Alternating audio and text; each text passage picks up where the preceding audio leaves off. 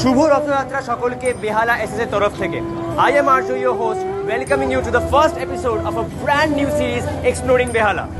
আমরা এখন দাঁড়িয়ে আছি সোনার দুর্গাবাড়ি রথের সামনে। কি বিশাল আকারের রথ আপনারা দেখতেই পাচ্ছেন, কিন্তু এই রথের কিছু ইন্টারেস্টিং তথ্য আপনাকে দিই। প্রথমত, রথটি পুরো পেতল দিয়ে তৈরি এবং রথের মধ্যে যে মূর্তিটি আছে সেটা কিন্তু ট্র্যাডিশনাল জগন্নাথের যে ফর্ম আমরা চিনি সেই ফর্মে নেই, বরং নারায়ণ শিলারূপে পুজো করা হয়। আর যে কোনো বেহালাবাসীর জন্য এই রথটি একটি ইমোশনের ব্যাপার, কারণ ছোটবেলা থেকে বড় হয়ে ওঠার সাথে সাথে অতপ্রতভাবে জড়িয়ে আছে এই রথের দড়ি। মানে রথের দিন যদি এই দড়িতে হাত না পড়ে, রথযাত্রার দিনটা কেমন একটা অসম্পূর্ণ রয়ে যায়।